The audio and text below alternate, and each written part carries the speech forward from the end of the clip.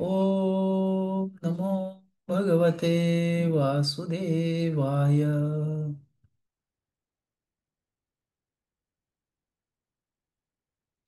ओम नमो भगवते वासुदेवाय।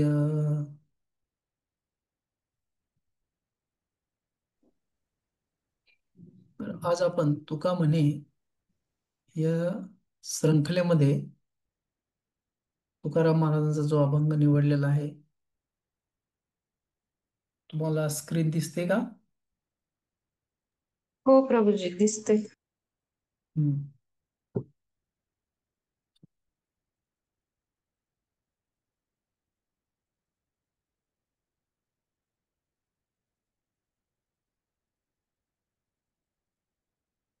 हा अभंग तुम्ही ऐकलेला असेल. तर या अभंगामध्ये तुकाराम महाराज जे म्हणतायत, तर आपल्याला संगत कोणाची मिळावी याविषयी तुकाराम महाराजांना इथे हे केलेलं आहे.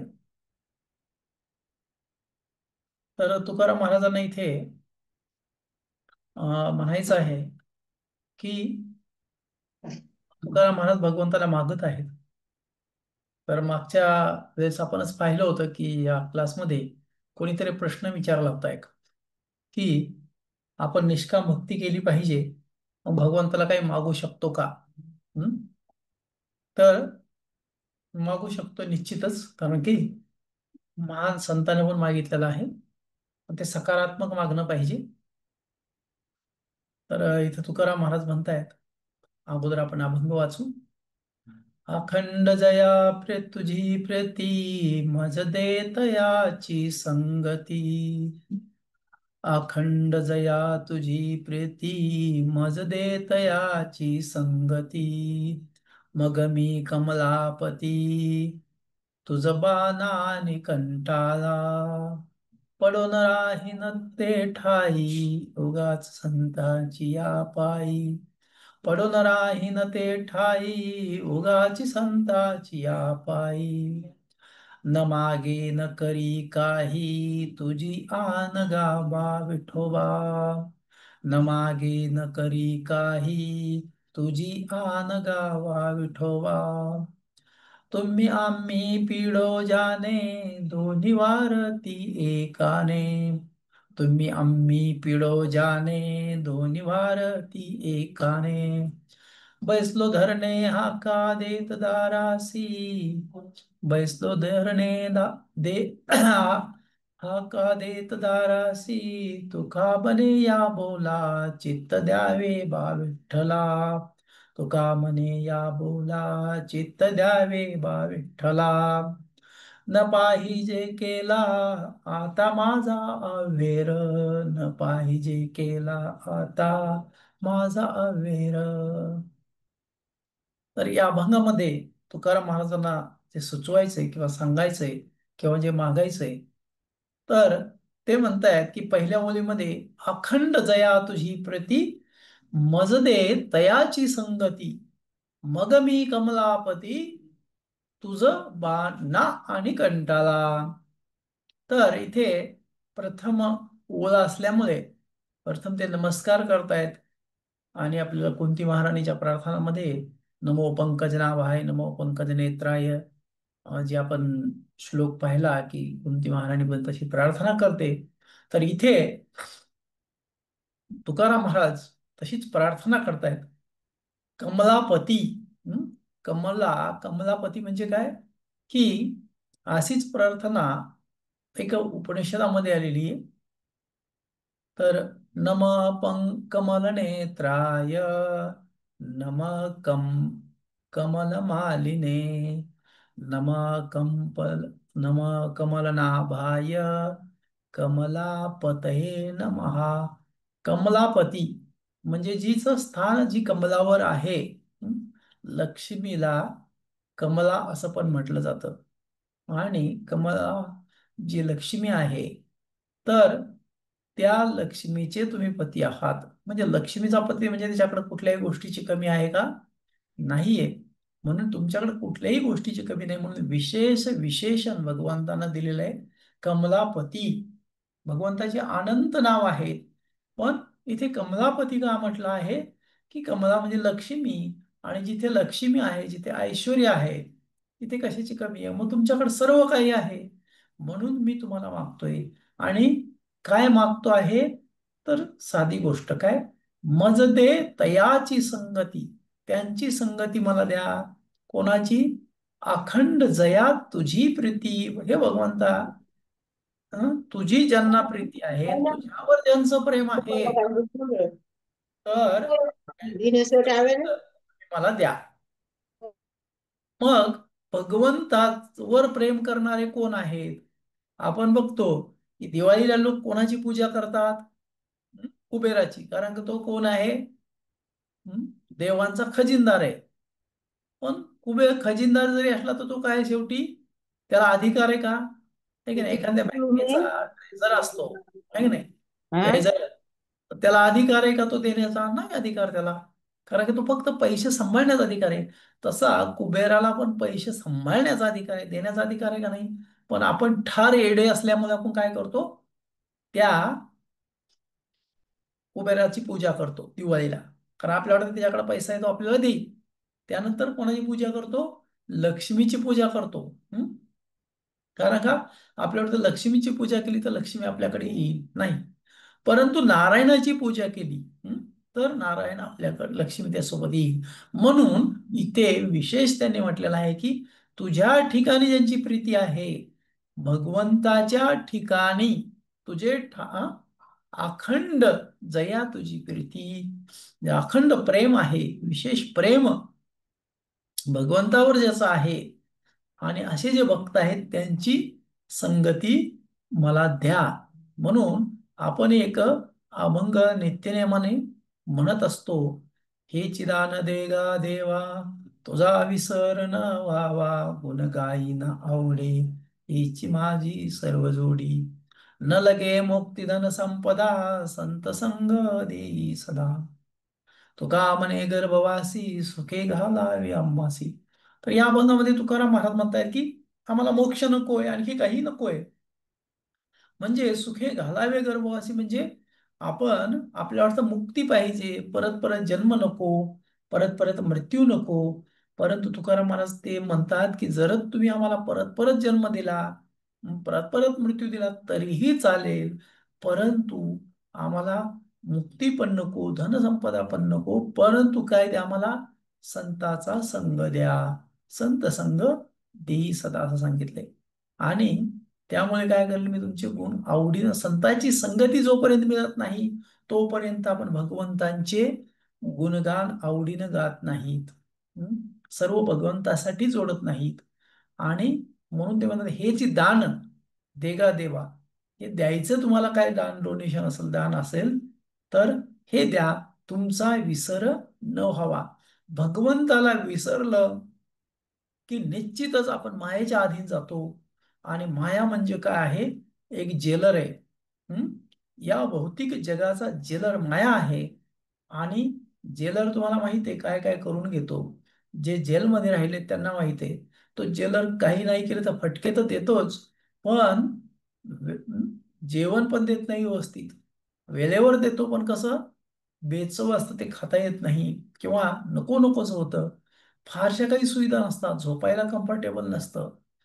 असं जेल असतं. तसंच जर भगवंताचा विसर झाला तर आपण मायेच्या अधीन होऊ. म्हणून ते म्हणताय की तुझा विसर न व्हावा. म्हणून ते म्हणतात तुमच्या ठिकाणी ज्यांची प्रीती आहे त्यांची संगती मला द्या. पुन्हा मग काय म्हटलंय? तुझं बा ना आणि कंटाळा. आता काय कंटाळा आणणे म्हणजे काय? आपल्या भाषेमध्ये किंवा आपल्या मराठीमध्ये शब्द असा घुसला एक, बोर होणे. हं? बोर या शब्दाचा अर्थ एक फळ आहे छोटस खाण्याचं. परंतु लोक ते बोर इंग्लिश शब्द आहे, बोर म्हणजे कंटाळवाणं होणे. तर म्हणून इथं तुकाराम महाराज म्हणतायत, तुझं बा ना आणि कंटाळा, न आणि तुला कंटाळा आणणार नाही मी. कशाचा? परत परत मागून मागून कंटाळून जातं माणूस. एखादा मूल नाही का, आईला आई ग दे ग दे ग असं म्हणत, आई म्हणते काय तू किरकिर लावली, कंटाळा आणलास तू. तर तसं मी तुम्हाला बार बार मागणार नाही, असं इथे तुकाराम महाराज म्हणतायत. म्हणून त्यांनी दुसरी ओळ जी आहे, दुसरी ओळ काय द्रौपदच आहे. त्या दुसऱ्या ओळीमध्ये ते काय म्हणतायत? पडो न राहे न तै ठाई, ओगाची संताची ये पायी, न मागे न करी काही, तुझी आन गा विठोबा. तर ते म्हणतात पडो न राही न तै ठाई, जेव्हाच तू संतांची संगत मला दिली तर मी काय करेल? हं? पडो न राही न तै ठाई, तर मी त्यांच्या ठिकाणी पडून राहील. तर आपण कुत्रं पाहिलं ना, कुत्रं असतं त्याला भरपूर खायला वगैरे दिलं तर ते दारात आपल्या पडून असतं, कोणाला काही त्रास देत नाही. तर त्याप्रमाणे मी एका नौकरासारखा, घरगड्यासारखा तिथे पडून राहील, उगाच संतांची आहे पायी, संतांच्या चरणावर मी पडून राहील, न मागे न करी काही. त्यावेळेस मी काही मागणार नाही, त्यांनाही मागणार नाही, काही करणारही नाही, नुसतं पडून राहील, म्हणजे ते म्हणतील ते करेल मी. आणि पडून राहणे म्हणजे नोकरासारखं राहणे म्हणजे ते म्हणेल ते करायचं, काही मागायचं नाही. तर पडून राहीन ते ठाई, संतांची ये पायी, त्या संतांच्या ठिकाणी मी पडून राहील, असं ते म्हणतायत. तुझी आन गावा विठोबा. तर आन म्हणजे काय? शपथ. हं? शपथ घेऊन सांगतो तुझी, की मी तुला त्रास देणार नाही. कारण की अगोदर ते म्हणले कंटाळा, तर मी तुला कंटाळा पण आणणार नाही, आणि तुझ्या ठिकाणी त्या संतांच्या पायी पडून राहील. तर आपल्यामध्ये आपण या वैष्णव संप्रदायामध्ये नव्हे तर अ, सर्वच संप्रदायामध्ये, आणि एवढंच काय, तर जे जे काही आध्यात्मिक लोक आहेत त्याच्यामध्ये आपल्याकडे प्रथा आहे की त्यांची चरणधुळी घेणं, त्यांच्या चरणावर नतमस्तक होणं. हं? किंवा काही ठिकाणी तर त्या पायांचा अभिषेक करून ते पिलं पण जातं. तर अशा ही जी परंपरा आहे व्यक्तीमध्ये आणि भगवंतामध्ये, म्हणून इथे त्याने म्हणजे पडून राहीन तै ठाई, उगाच संतांची या पायी. तर चरणाला विशेष महत्व दिलं जातं, आणि म्हणून इथं ते म्हणतायत की विठ्ठलाला शपथ घेताय की मी त्या संतांच्या पायी राहील. जोपर्यंत मनुष्य या साधू संतांच्या संगतीत आहे, त्यांच्या चरणावर आपलं डोकं आहे, तोपर्यंत आपल्याला यमराजाची भीती नाहीये, यमाची भीती नाहीये, आणि जन्म मृत्यू जरा व्याधीची पण भीती नाहीये.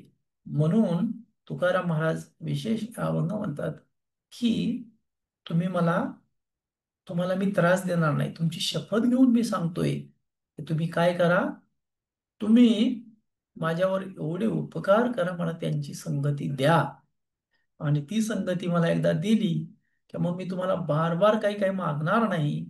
आणि वारंवार जर मी तुम्हाला जर मागितलं नाही तर मग तुम्हाला कंटाळा येणार नाही, असं त्यांनी इथे सांगितलंय. आणि ते असंच नाही की तुम्हाला नाही, बघू का, त्या संतांना पण मी काही मागणार नाहीये, असं इथे तुकाराम महाराज या ओळीमध्ये म्हणतायत.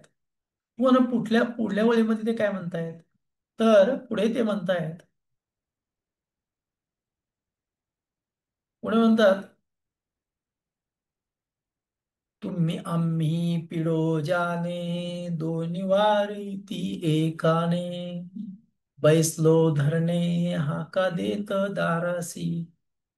तर तुम्ही आम्ही पिढो जाने, मग आता पिढो म्हणजे काय, पिढणे म्हणजे काय, मराठी शब्द आहे. पिढणे म्हणजे त्रास देणे. हं? तर ज्यामुळे तुम्ही आणि आम्ही म्हणजे कोण, विठ्ठल आणि तुकाराम महाराज, म्हणजे भगवंत आणि तुकाराम महाराज, या दोघांची वेळ जाणार आहे, दोघांनाही कंटाळा येणार आहे. तेव्हा दोघांना पीडा होणार आहे, त्रास होणार आहे. तर कशानं, जर भगवंतानी लवकर दिलं नाही, है की नाही, तुकाराम महाराज मागतायत आणि भगवंत देत नाहीयेत. आपल्याकडे प्रथा आहे. कशाची प्रथा आहे? देवाला मागण्याची. आपण सगळे देवाला मागतो. हं? कसं मागतो आपण? असं मागत नाही की कंडिशन मागतो. कंडिशनल म्हणजे काय? शर्ती आणि अटी लागू असतात आपल्या. देवा, जर तू हे केलं तर मी ते करेल. म्हणून आपल्याकडे नवस बोलण्याची प्रथा आहे. हं? नवस हा शब्द मराठीमध्ये आहे, पण तो कसा आलाय, त्याची उत्पत्ती कशी ती मला माहित नाही. पण लोक नवस बोलतात. तुमच्यापैकी माहिती आहे किती जणांना नवस बोलणे? नवस म्हणजे काय? हं? कोणाला माहिती आहे का? का तुम्ही सगळे हो. शहरामध्ये राहता? हो माहिती आहे प्रभूजी, माहिती. ना? बरेच ग्रामीण भागामध्ये तर जास्त करून हे नवसचं वगैरे प्रथा खूप आहे. हा. तर ते आता काही शहरमध्ये माहित नाही नवस म्हणजे काय. ही जुनी झालेली प्रथा आहे. परंतु मी पाहिलं आहे की मी इकडे भोरला प्रचारासाठी जात असताना पाहतो तिकडे मांढरा देवी आहे. तर त्या मांढरा देवीला लोक नवस करतात. काय नवस करतात? माझ्या मुलीला मूल होऊ दे, मुलाला मूल होऊ दे, किंवा मुलांचं लग्न होऊ दे, असं काही काही बोलतात. आणि त्यावेळेस तुला मी काय कापेल? एक मेंढी कापेल. किंवा एक बोकड कापेल. तर हे नवस आहेत. तर असं नवस केल्यानंतर तर त्यांना वाटतं की देव, तुकाराम महाराज म्हणतात, तुकाराम महाराज फार मार्मिक बोलतात. नवसे पोरे होते तरी का भरतार करणे लागती. तुकाराम महाराज म्हणतात. सॉरी प्रभूजी, मी मध्ये डिस्टर्ब करते. हा. कारण मी स्वतः प्रभूजी मांढर देवीला बघितलेलं आहे की बोकड इथं कापतात आणि तिथं शिजवतात पण, आणि तिथं सगळ्यांना सर्व पण करतात, जेव म्हणजे घालतात. खायला हा. पण. हो ना, मग ते ते विचित्रच आहे. तेच ना. नवस म्हणजे विचित्र आहे. हे म्हणजे लोकांना तसा भ्रम होतो. मग तुकाराम महाराज म्हणूनच म्हणले, नवसे पोरे होती तरी का भरतार करणे लागती. लोकांना मूल होत नाही म्हणून लोक नवस करतात, पण जीव घेतात दुसऱ्याचा. हं? आमच्या मराठवाड्यामध्ये एक प्रथा आहे. जर कोणाला मूल होत नसेल, किंवा कारण फार संकटामध्ये कोणी असेल किंवा काही झालं असेल, तर ते आठखुरी मेंढीचा नवस म्हणतात. आठखुरी मेंढी म्हणजे काय? की एक मेंढी आहे, तिला चारच खुरं असतात. आणि आठखुरी मेंढी म्हणजे ज्या मेंढीच्या पोटामध्ये काय आहे? एक मूल आहे आणि त्याचे चार खूर. अशाला ते कापतात आणि खातात. त्या देवीला आसरा नावाची एक देवी आहे, त्या पाण्याच्या ठिकाणी असतात. तर म्हणजे किती भयानक कृत्य आहे. म्हणून तुकाराम महाराज म्हणतात, नवशे पोरे होती तरी का भरतार करणे लागती. ठीक आहे, तुम्हाला नवसानच मुलं होतात, तर मग तुम्ही तुमच्या मुलींचे किंवा मुलांचे लग्न कशाला लावता? असं तुकाराम महाराज म्हणतात. तर हे नवस केल्यानंतर त्या वेळ आल्यानंतर प्रत्येकाला जे भगवंतानं निश्चित केलेलं आहे ते मिळणारच आहे. परंतु ह्या लोकांची अंधश्रद्धा आहे. म्हणून यांनी तुकाराम महाराज म्हणतात की तुम्ही आम्ही पिढो ज्याने. आता हे नवस केला तर दोघांना पीडा होणार आहे की नाही? दोघांना त्रास होणार आहे. दोघांना तो होणार, तर तिसऱ्याला पण त्रास होणार आहे. की ज्याचा जीव जातो नवस केल्यानंतर. आणि लोक वेगवेगळे नवस करतात. असंच नाही की मेंढी कापण्याचे किंवा कोंबडी कापण्याचे नवस करतात. काही लोक म्हणतात मी नगर भोजन देईल, पूर्ण गावाला गाव जेवण घालेल. हं? तर आमच्याकडे लोक पाऊस पडत नसेल तर काय करायचे? अखंड धार म्हणजे ते जो हे आहे, हनुमानजी आहेत किंवा शिवजी आहेत, त्याच्या लिंगावर, त्या किंवा मूर्तीवर हनुमानाच्या पाण्याची धार, एक भांड त्याला छिद्र पाडलेलं ठेव त्या भगवंताच्या डोक्यावर बांधणार आणि त्याच्यावर कंटिन्यू पाणी टाकत राहणार. आणि त्याला अखंड धार म्हणतात. कधीपर्यंत ती अखंड धार ना? जोपर्यंत पाऊस पडत नाही तोपर्यंत तुला आम्ही भिजवत राहणार. म्हणजे अशा लोकांचे नवस असतात किंवा असं काही लोकांचं मागणं असतं. त्यामुळे दोघांना त्रास होतो. म्हणून तुकाराम महाराज इथे म्हणतात की तुम्ही आम्ही पिढो ज्याने, दोन्ही वारती एकाने. आणि दोघांची पीडा एका गोष्टीने जाणार आहे. आणि ती गोष्ट म्हणजे कोणती? तुम्ही पटकन देऊन टाका. काय? एक वर मला देऊन टाका. आणि मी काय केलं? बैसलो धरणे हाका देत दाराशी. आणि धरणे धरणे ही प्रथा आता तुम्ही पाहिलेली की मला माहित नाही, परंतु आजही प्रथा आहे धरणे धरणं. तर ही प्रथा आहे नवरात्रीमध्ये. नवरात्र येते त्यावेळेस अनेक स्त्रिया धरणं धरतात. काही पुरुष पण असतात त्यामध्ये. आणि हे देवीच्या मंदिरात जाऊन बसतात. आणि यांचं असं असतं की मंदिराच्या खाली उतरायचं नाही, मंदिराच्या प्रांगणाच्या बाहेर यायचं नाही, आंघोळ पण करत नाहीत. इतके भूताचे भाऊ असतात, ते उपवास करतात. आणि आंघोळ करायची नाही, केस विचरायचे नाही, कपडे बदलायचे नाही, आणि त्या देवाच्या तिथे पडून राहायचं. म्हणजे त्या धरणे धरलं म्हणायचं त्यांनी. तर असे लोक आहेत. तर म्हणून तुकाराम मला म्हणतात, बैसलो धरणे, मी धरणं धरलंय तुमच्या इथे. आता कशासाठी धरणं धरलंय मी तुमच्या इथे? हा, तर मला काय पाहिजे? हाका देत दाराशी. मी तुम्हाला हाका देतोय का? ओरडतोय मला, द्या द्या द्या. मग धरणे धरणे म्हणजे हे देवा, मी सगळं काही सोडून दिले, मी तुमच्या दारात बसलोय. म्हणून या देवीचे धरणे देत बसलेले आहेत. म्हणून तुम्ही पाहिलं की आजही या पश्चिम बंगालामध्ये ही प्रथा आहे की त्या देवीला कोंबडं, बकरं आणि दारू देणे. तर पूर्वी हे धरणे धरून बसायचे, आजही धरणे धरून बसतात. ते स्त्री पुरुष तिकडे बसतात, पण ते व्यभिचार करतात, मदिरापान करतात, अभक्ष्य म्हणजे कोंबडं मटण खातात. मग त्यांची इंद्रिय वगैरे ताब्यात राहत नाहीत, आणि त्याला ते देवीचा प्रसाद म्हणतात. तर अशी भयानक प्रथा आजही या आपल्या भारतामध्ये आहे. काही लोक लग्न झाल्यानंतर त्या लग्न सुखरूप झालं म्हणून दुसऱ्याचा जीव घेतात, मेंढ्या वगैरे कापणं, खाणं, जागर घालणं. आणि हे जेजुरीला जेजुरीला मेजर जाणारे लोक काय आहेत? मेंढ्या कापणारेच लोक आहेत.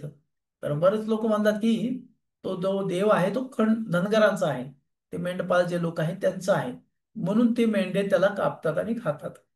तर जे काय असेल, लोकांची अंधश्रद्धा आहे, आणि लोक तिकडे जातात.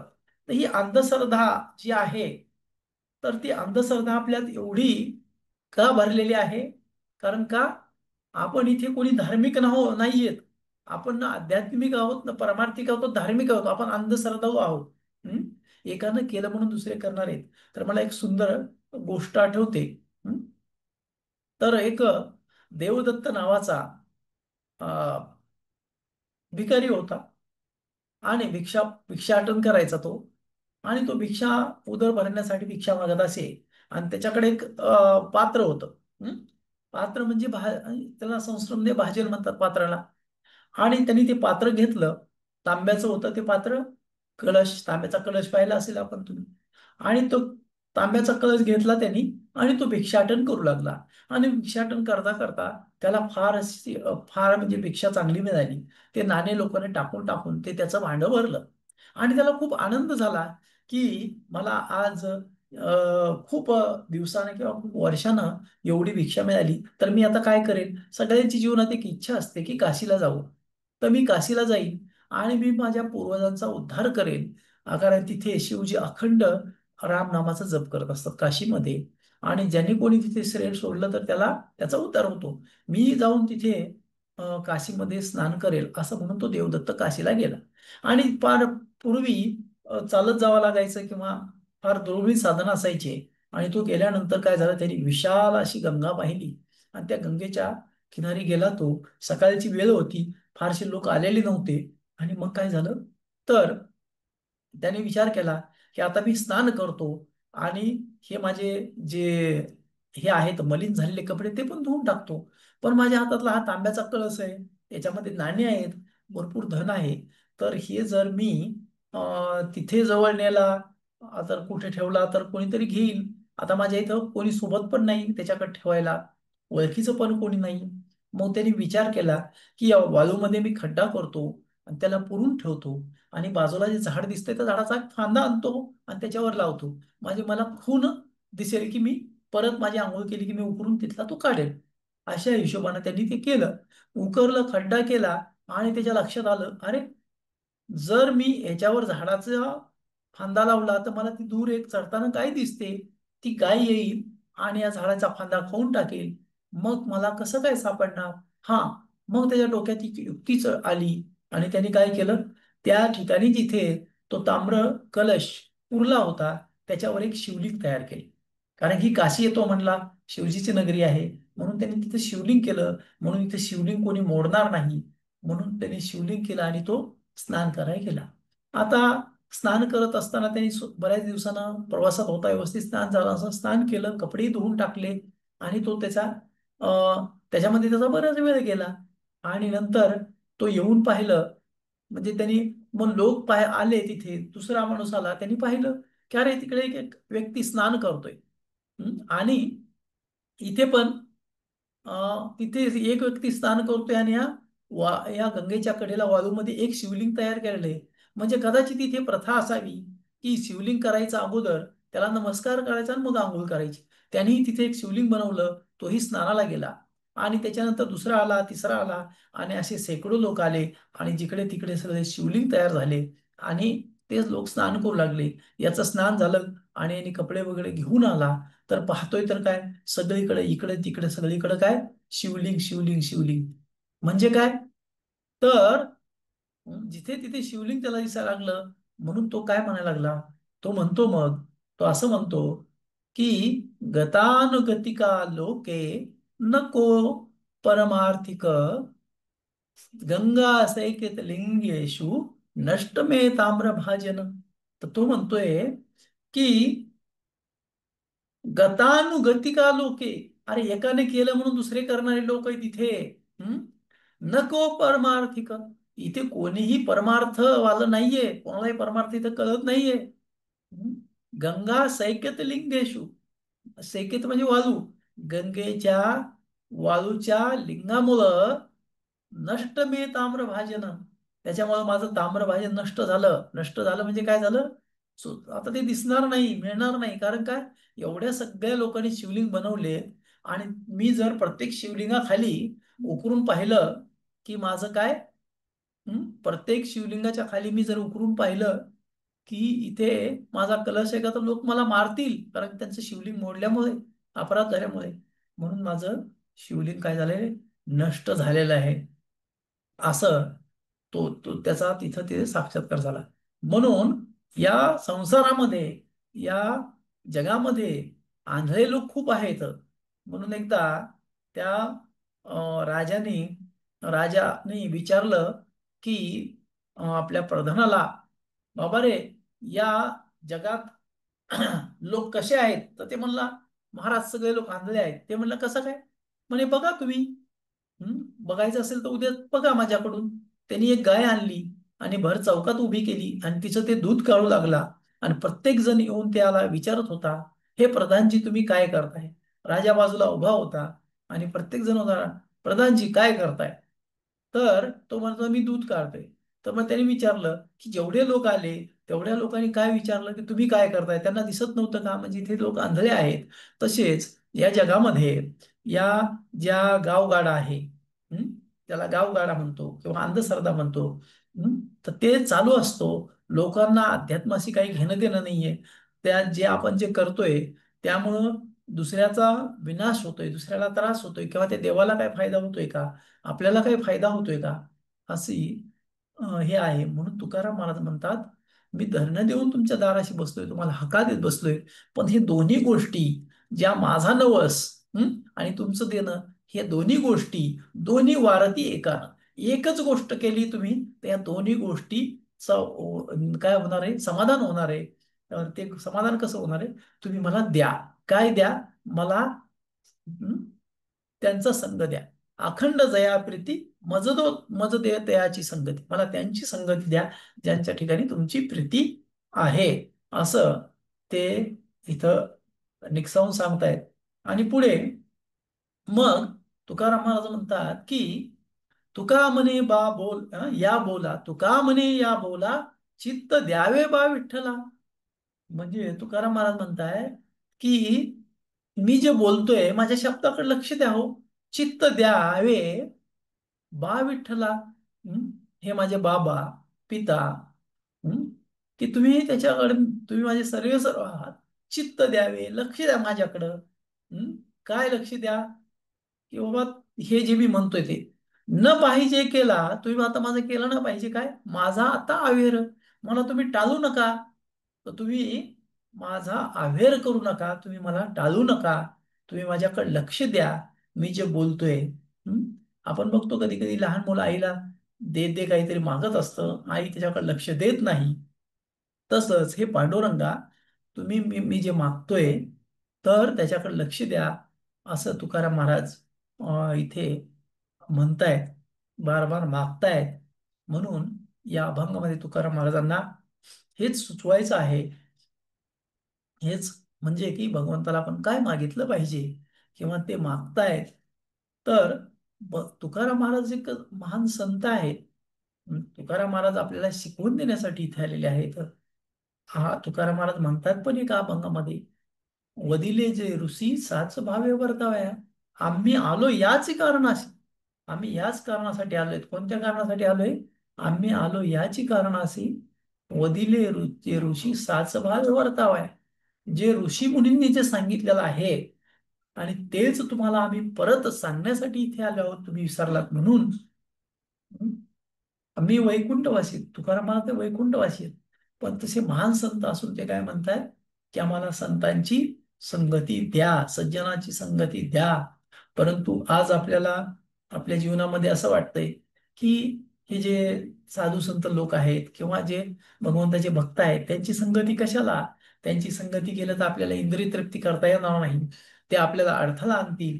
पण लोक काय म्हणतील आपल्याला, तुमच्यासोबत हे लोक राहतात का असे? आपल्याला कोणते लोक पाहिजे?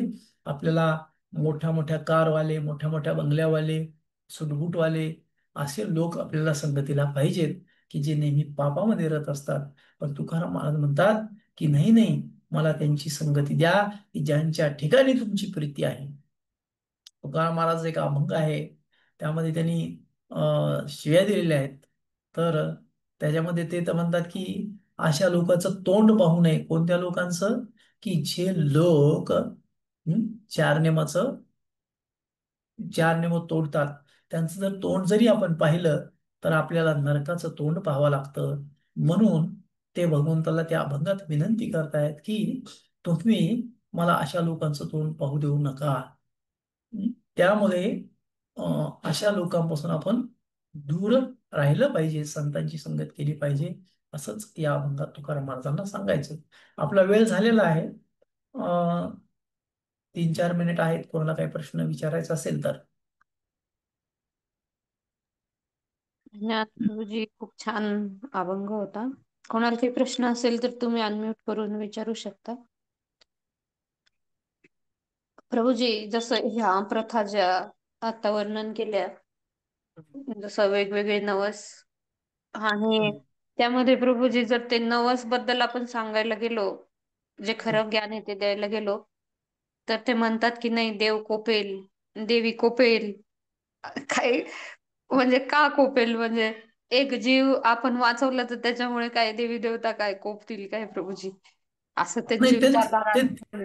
त्यांचे देवी देवता कोण असते? त्यांचे काका, नामा, नाना, बाबा हे असतात ना. हा, वैशाली नाईक म्हणून आहेत, ते वर हात करतायत. हा, विचारा प्रश्न तुमचा. हरे कृष्ण प्रभूजी, दंडवत प्रणाम. हा. अं, प्रभूजी, प्रश्न नाहीये.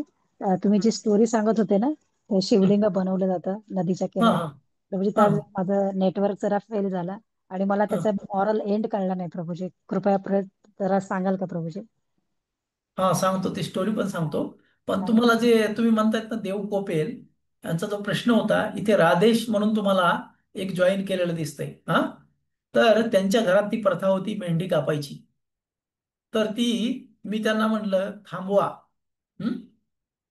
आणि त्यांनी, त्या पती पत्नीनं ते गांभीर्याने घेतलं आणि त्यांनी सांगितलं, जर त्यांच्या कुटुंबात ती मेंढी कापली तर ते घर सोडून जातील, पती पत्नी दोघंही.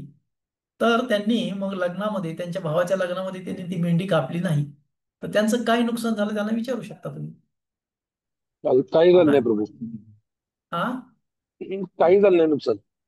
हा, बघा बरं काय झालं का नुकसान.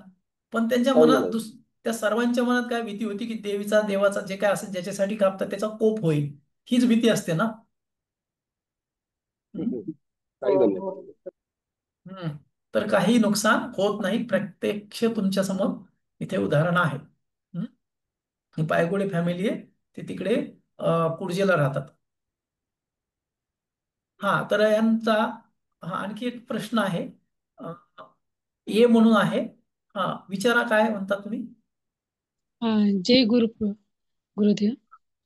ते मला तुम्ही आजचं सांगत होते ना ते अशी 4 लोक आहेत की त्यांचं तोंड पाहू नये म्हणजे ते नेमकं मला कळालं नाही कोण आहेत ते.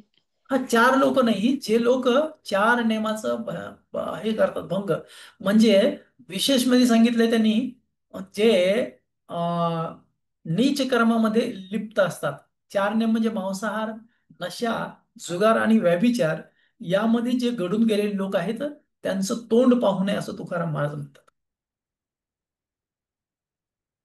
ते आपण नाही का म्हणत का, सकाळी सकाळी कोणाचं तोंड पाहिलं तर माझा दिवस वाईट गेला. तर हो. दिवस नाही, जीवन वाईट जातं अशा लोकांच्या संगतीनं राहिल्यानंतर. तुम्हाला माहित आहे, या जीवनामध्ये आपल्या दैनंदिन जीवनामध्ये आपल्याला अनेक सवयी नसतात, पण त्या सवयी जडतात. आता काही लोक येतं, जन्मतात कोणाचं मूल बिडी पितं का किंवा सिगारेट पितं का? नाही पित. ते शाळेमध्ये जातं, पण तशा किंवा बाहेर जातं तशा लोकांच्या सोबत राहतं आणि तसं त्याला सवय लागतात. म्हणून अशा लोकांच्या सोबत का राहायचं नाही, का ते पापकर्मामध्ये गुंतलेले, आपण ही पापकर्मामध्ये गुंतू. म्हणून तुकाराम महाराज त्यांचं तोंड पण पाहायला नको. पण कधी कधी आपल्या वाटतं की त्यांच्याशी मैत्री केली म्हणजे आपल्याला प्रतिष्ठा मिळेल, असं इथं सांगितलेलं आहे. तर इथे यांचा एक प्रश्न होता की तुम्ही काय सांगितलं, तर तुम्हाला तो श्लोक आहे लक्षात ठेवा. गतानुगतिका लोके को न परमार्थिक गंगा सैकेत लिंगेशु नष्टमे ताम्र भाजन. जो देवदत्त नावाचा भिकारी होता, तर तो ज्यावेळेस त्या गंगेच्या ठिकाणी गेला आणि त्यांनी काय केलं, ते ताम्र भाजन म्हणजे त्याचं तांब्याचं पात्र त्या वाळूमध्ये पुरून ठेवलं आणि एक शिवलिंग केलं ना आंघोळ करायला गेला. पण लोकांनी एवढंच पाहिलं की त्यांनी काय केलंय, एक माणूस दिसतोय आंघोळ करणारा आणि एक शिवलिंग दिसतोय. म्हणजे इथे प्रथा असली पाहिजे. त्यांनी त्याला विचारलं पण नाही, एक शिवलिंग करायचं आणि आंघोळ करायची. मग प्रत्येकाने येऊन त्याचंच अनुकरण केलं आणि म्हणून त्याच्यामुळे याचं धन नष्ट झालं. कारण की तो शिवलिंग मोडू शकत नव्हता. शिवलिंग मोडलं तर लोकांनी त्याला मारलं असतं आणि म्हणून त्याला ते सोडून द्यावं लागलं. म्हणून तुम्ही आम्ही सगळे अनेक ठिकाणी जाता, एक बऱ्याच ठिकाणी तुम्ही देवाला जाता, तुमच्या गळ्यातलं आहे की नाही, हातातलं एक दोरा असतो गळ्यातला किंवा हातातला, ते तुम्ही तोडता आणि तिथे बांधून येता. किती जणांना पाहिले? हं? हो असे ठाणे प्रभूजी. लोक पंढरपूरच्या पण त्या जाळीला किंवा कुठेतरी मानतात. तुम्ही पंढरपूरला सगळे गेला असाल, तर पंढरपूरला जाताना एक पायी लाईन असते. त्या लाईननं जाताना त्या चौकटीच्या वर पेढा लावलेला असतो, है की नाही? हे 2 रुपयाचा पेढा घेतात आणि तो भगवंताला अर्पण करायला पाहिजे का त्या चौकटीला लावायला पाहिजे?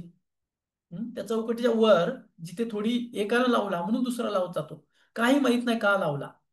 तर ही अंधश्रद्धा आपल्यात येते कुठून, की आपली सदसद विवेक बुद्धी जागृत नसल्यामुळे किंवा शास्त्रामध्ये भगवंत काय सांगतात ते आपल्याला माहीत नसल्यामुळे. ठीक आहे. हा, आणखी धन्यवाद तुम्ही वर प्रभुजी. हरे कृष्णा. धन्यवाद. प्रणाम प्रभुजी. खूप खूप धन्यवाद प्रभुजी. प्रभूजी रोज क्लास घेता का तुम्ही? रोज मुलांचा क्लास असतो, अच्छा. लहान मुलांचा, आणि मोठ्या माणसांचा असतो दर रविवारी 5 ते 6 ह्याच भगवद्गीता. लिंकवर आज जी लिंकनी तुम्ही जॉईन केले ना, ह्याच लिंकवर उद्या 5 वाजता तुम्ही भगवद्गीतासाठी जॉईन करू शकता, ज्यांना पण जॉईन हा, करायचं उद्या असेल 5 तुम्ही. वाजता. बरं बरं. आणि डेली रात्री 9 वाजता भागवत वाचन चालू आहे. हा, 9 वाजता भागवताचं वाचन चालू आहे. ज्यांना जॉईन करायचे, 3रा स्कंद चालू आहे, 4था झालाय आता, चौथा चौथा 4था चालू झालाय आता. हा, तुमचा काय प्रश्न आहे? वर हात केला होता. हा, हरे कृष्ण. माताजींनी विचारला वाटतं मग असेच प्रश्न आहे. माताजी अजून काही विचारायचं आहे का तुम्हाला? ठीक आहे, थांबूयात नाही. प्रभू. हा, ठीक आहे.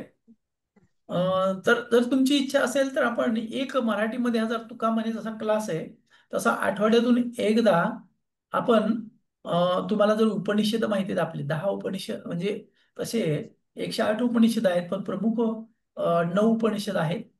तर माझे एक एक उपनिषद छोटं असतं उपनिषद, तर त्याचे जे श्लोक आहेत, काहीचे जास्त आहेत काहीचे कमी येतं, 20, 21, 11 असे श्लोक असतात. तर त्याची पण आपण सिरीज सुरू करू शकतो, पण कमीत कमी 7-8 लोक तरी असावे, असं जर प्रभुजी तुम्ही जरूर सुरू करा. प्रभुजी खरंच सुरू करा प्रभुजी. खूप हो, आनंद सुरू होईल. करा खरंच मॅडम. सुरू करा. करा प्रभूजी. प्रभूजी आम्ही अजून लोकांना त्याचं सेंड करू लिंक आणि संख्या वाढवू प्रभूजी ग्रुपची. तुम्ही खरंच सुरू करा प्रभूजी. चालेल ना, तुम्ही मला सांगा म्हणजे कधी. तर आता आपण सुरू करू, पण काय आता एक महिना मी मॅरेथॉनला जाणार आहे. आम्हाला कसं कंपल्सरी असतं ग्रंथ वितरणाला जाणं आणि खेड्यापाड्यांना फिरायचं ग्रंथ वितरणासाठी. त्यावेळेस कुठे हे आम्हाला वेळ थोडा मिळत नाही. दिवसभर थकून गेलेला असतं, स्वयंपाक स्वतःच करावा लागतो. संध्याकाळी थोडा वेळ मिळेल, कधी वेळेत पोहोचू, कधी पाणी नसतं, मंदिरामध्ये राहावं लागतं कुठेतरी, आणि किंवा शेतामध्ये कुठे जिथे जागा मिळेल. तर यावर नेटवर्क असेल नसेल, हा क्लास आपली जे आहे ते कंटिन्यू करू. पण मॅरेथॉन झाल्यानंतर आपण तोपर्यंत तुम्ही लोकांना सांगून ठेवा. तर आपण एक एक उपनिषद घेऊन, ते 10 उपनिषद जे आहेत प्रमुख, तर त्यांचं घेऊ. मग मी तुम्हाला असं पीपीटी चित्रासहित वगैरे दाखवेल, समजायला सोपं करून. हरे हरे कृष्ण. कृष्ण प्रभूजी. धन्यवाद हरे प्रभूजी, कृष्ण प्रभूजी. खूप छान प्लॅन आहे प्रभूजी. प्रभूजी जर म्हणजे आम्ही तुम्हाला असं हे करू शकत नाही कारण तुमची सेवा भरपूर आहे. पण संडेला इव्हन संध्याकाळी जरी तुम्ही आम्हाला उपनिषदाचा एक आठवड्यातनं एक क्लास जरी घेतला तरी, कारण हा एक महिना तेवढं वाट बघणं खूप मुश्किल होईल प्रभूजी. आता अधीरता वाढत चालली प्रभूजी, तुम्ही बोललात तर. नाही, पण आता कसं आहे, आता ना या म्हणजे आता काय आहे बघा, की आता माझा 5 ते 6 क्लास आहे संडेला. आणि त्याच्या व्यतिरिक्त ना परत रात्री 9 ते 9:30 पण असतोच क्लास. आणि पुन्हा मुलांचा पण 6:30 ते 7:30 मुलांचा पण क्लास असतो. क्लास आहेत तसे, भले त्याच्यामध्ये 4-5 येत असतील, म्हणजे अगोदर उत्साहानं येतात मुलं, 30-35 होते. पण मग कसं, ते मुलांच्या हातात मोबाईल नसतो, आई वडिलांच्या हातात असतो, आणि कदाचित ते मुलं येत नसतील. आणि पण आता आपण उपनिषदाचं आहे तुम्ही म्हणता एक महिना. तर ते मी का म्हणतोय की आता महाराजांची व्यासपूजा आहे, तिकडे मला सेवेला पण जायचंय, आणि तिथून मग मी मॅरेथॉनला जाईल. त्यामुळे मग मला कसं आहे की तुम्हाला हे जे पीपीटी बनवण्यासाठी थोडा वेळ जातो. आणि जर तुम्हाला तसं जर नाही सांगितलं त्याचं व्यवस्थित विश्लेषण वगैरे, तर मग ते नुसतं थेरी, तुमच्या नोट्स पण तुम्हाला त्याच्यामधून मिळतील, असा माझा विचार होता. चालेल चालेल प्रभूजी, जसं नक्कीच तुम्ही प्रभूजी, कम्फर्टेबल कारण समजाल तसं. थोडा चालेल. प्रचार पण करता येईल आपल्याला, थोडं बाकीच्या भक्तांना पण जोडवता येईल वेळ मिळाला तर. मग तुम्ही तसं एक पोस्टर बनवून मला पाठवून द्या, मी ग्रुपमध्ये शेअर करून देईल. हा, चालेल. हं? कारण की आता ग्रस्त पण बऱ्यापैकी ना ग्रंथ वितरणाला जातात शनिवार रविवार. कारण की त्यांच्यावर पण आजकाल काय, तुम्हाला मी मागच्या वेळेस चर्चा झाली की प्रेशर असतं तुमच्या अथॉरिटीचं, काउन्सिलरचं किंवा अथॉरिटीचं. ते सांगतात की एवढे टार्गेट घेतलं पाहिजे, एवढे ग्रंथ वितरण केले पाहिजे. आणि त्यामुळे आपण मॅरेथॉन होऊ देऊ, आणि मग आपण उपनिषद सुरू करू. हरे कृष्ण. थांबायचं आपण. हो प्रभूजी, थांबूयात. वांछकल्पतरुभ्यश्च कृपा सिंधुभ्यैव च पतितानां पावनेभ्यो वैष्णवेभ्यो नमो नमः. अनंत कोटी वैष्णव वृंद की जय. श्री प्रभुपाद जी. हरे धन्यवाद कृष्ण. प्रभूजी, धन्यवाद सर्वांचे. हरे कृष्ण, धन्यवाद. धन्यवाद. हरे माताजी कृष्ण. बंद